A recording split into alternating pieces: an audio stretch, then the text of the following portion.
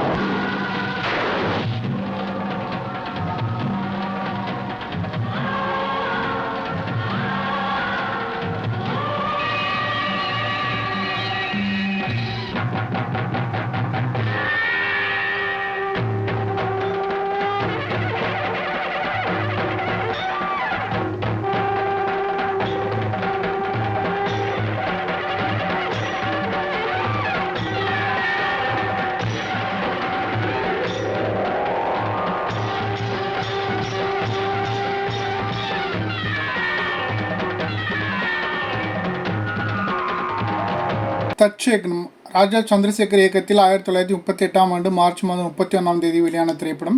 இந்த திரைப்படத்தில் வி. செல்லப்பா, எம். ஜி. ராமச்சந்திரன், சி. ஜி. வெங்கடேஷ், எம். ஜி. நடராஜ பிள்ளை, கலைவாணர், மதுரம், எம். பி. ராதாபாய், கே. ஆர். விஜய், ஜெயலட்சுமி மற்றும் பலர் நடித்துள்ளனர். மௌனப்பட காலத்திலும் பின்னர் ஒளிப்பட காலத்திலும் இந்த கதையை பலமுறை படமாக்கப்பட்டது.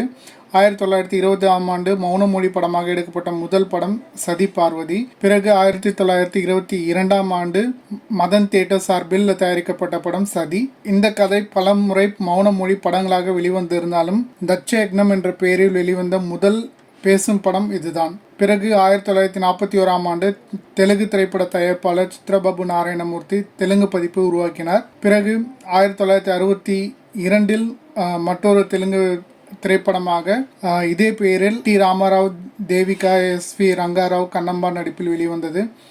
1938 வெளிவந்த இந்த திரைப்படத்தில் வி. செல்லப்பா சிவபெருமானாகவும், எம். பி. ராதாபாய் சதியாகவும், மக்கள் தலைவர் எம்ஜிஆர் அவர்கள் விஷ்ணுவாகவும், பி. நடராஜ பிள்ளை பிரம்மாவாகவும், என்.எஸ். கலைவாணர் மன்மதனாகவும், டி. ஏ. மதன் ரதியாகவும் நடித்துள்ளனர்.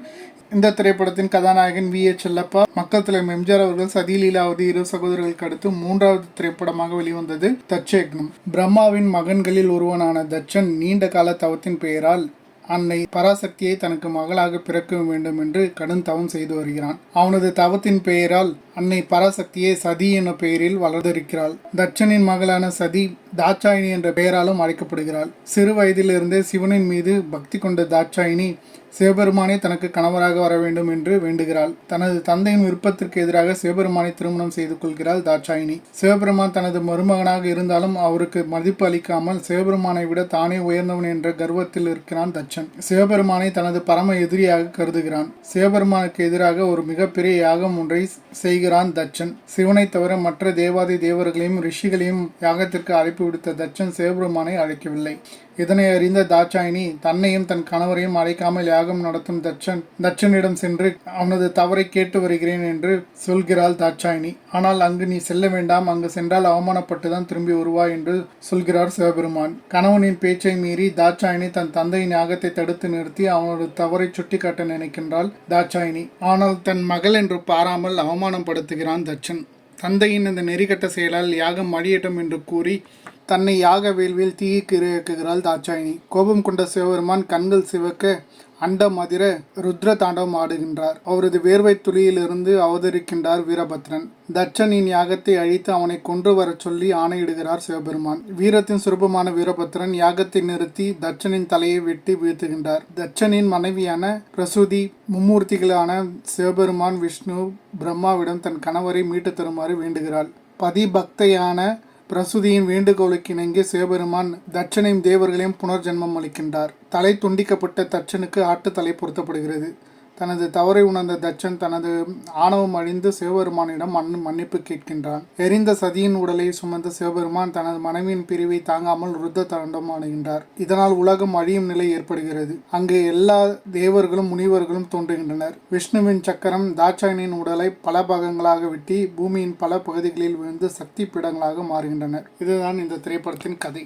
தட்சன் கதாபாத்திரத்தில் முதலில் நடிக்க ஒப்பந்தம் ஆனவர் திரு M.K. ராதா அவர்கள் மற்றும் அவரது சிபாரிசின் பெயரில் தான் மக்கள் தலைவர் எம்ஜிஆர் அவர்களுக்கு இந்த திரைப்படத்தில் விஷ்ணுவாக நடிக்கும் வாய்ப்பு கிடைத்தது. ஆனால் ஒரு சில காரணங்களால் திரு M.K. ராதா அவர்கள் இந்த திரைப்படத்தில் நடிக்க முடியாமல் போய்விட்டது. தட்சயக்னம் ஒரு புராண படம் மட்டுமல்ல, இது ஒரு வெள்ளி விழா திரைப்படமும் கூட. இந்த வீடியோ உங்களுக்கு ரொம்ப பிடிச்சிருக்குன்னு நினைக்கிறேன். மேலும் இது போன்ற சுவாரஸ்யமான தகவலுக்கு சத்யா கிரியேஷன் சேனலை சப்ஸ்கிரைப் பண்ணுங்கள், லைக் பண்ணுங்கள் அண்ட் கமெண்ட் பண்ணுங்கள் அண்ட் உங்களோட நண்பர்களுக்கு ஷேர் பண்ணுங்கள். மேலும் இது போன்ற ஒரு சுவாரஸ்யமான தகவல்களுடன் அடுத்த வீடியோவில் சந்திக்கின்றேன். தேங்க்யூ. பாய்.